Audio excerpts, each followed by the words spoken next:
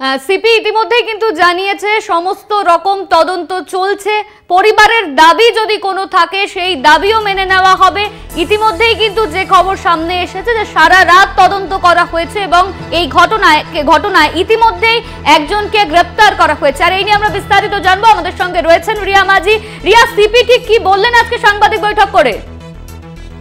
দেখো, সিপি কিছুক্ষণ আগে যে সাংবাদিক বৈঠক করেছে সেখান থেকে তিনটে জিনিস যেটা অত্যন্ত গুরুত্বপূর্ণ। প্রথমত হচ্ছে তার প্রোফাইল, যেটা আমরা বলছি বা যেটা আমরা জানতে পারছি সূত্র মারফত যে সিভিক ভলেন্টিয়ার, পেশায় সিভিক ভলেন্টিয়ার এই অ্যাকিউজ।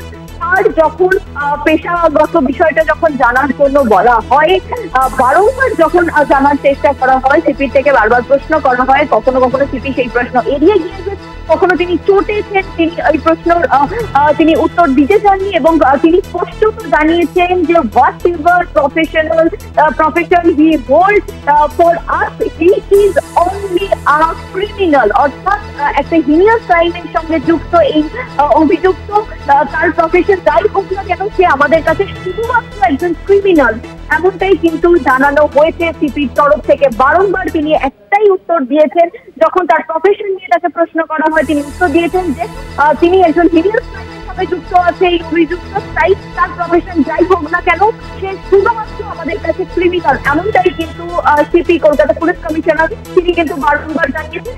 ইভেন কি তিনি এটাও জানিয়েছেন যে খুব সচ্ছল এবং ট্রান্সফার আমাদের এই ইনভেস্টিগেশন চলছে। যদি পরিবার চায় তারা অন্য কোনো এজেন্সিকে দিয়ে এই তদন্ত করাবে, সেক্ষেত্রে তারা করাতে পারে অন্য কোনো এজেন্সিকে দিয়ে এই তদন্ত। আমাদের কোনো রকম কোনো আমরা হস্তক্ষেপ তাতে করবো না, পরিবার যা চাইবে সেটাই হবে, কারণ একটি জঘন্য ক্রাইম হয়েছে, একটা হিনিয়াস ক্রাইম হয়েছে। এই ধরনের ক্রাইম কিন্তু কাম্য নয়, কোনো ক্রাইম কাম্য নয়, কিন্তু এই ধরনের ক্রাইম কাম্য নয়। অত্যন্ত এই বিষয়টা নিয়ে অত্যন্ত স্যাড আমরা, এমনটা কিন্তু সিপির তরফ থেকে জানানো হয়েছে। তবে তিনি যেটা বলেছেন যে, এবং অ্যাডিশনাল সিপি ওয়ানও ছিলেন সেই প্রেস কনফারেন্সে, তিনি বলেছেন যে এই যে যতটা ল পারমিট করবে সেই ল পারমিট করে যতটা তারা বলতে পারবেন ঠিক ততটাই তারা বলছেন, যাতে ইনভেস্টিগেশন হ্যাম্পার না হয় ততটাই তারা বলছেন, এমনটাই কিন্তু জানানো হয়েছে। কলকাতার পুলিশ কমিশনারের পক্ষ থেকে কিন্তু এমনটাই জানানো হয়েছে। তবে আরো একটি বিষয় তোমাকে জানিয়ে রাখবো, যে দুটো বিষয় একদম স্ট্রেট তারা বলেছে, সে দুটো সেকশন বিএনএস এর দুটো সেকশন, একটা হচ্ছে 103(1) আর একটা হচ্ছে 64।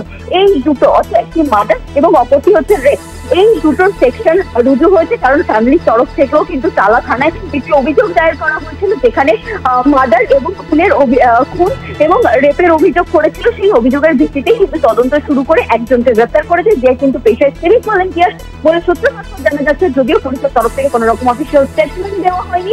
এবং কলকাতা পুলিশ কমিশনার তিনিও বললেন যে হিনিয়াস ক্রাইমের সঙ্গে যেহেতু তিনি যুক্ত রয়েছেন, for us he is only a criminal whatever their profession is, এমনটাই কিন্তু মন্তব্য করলেন কলকাতার পুলিশ কমিশনার বেনিত গোয়েল।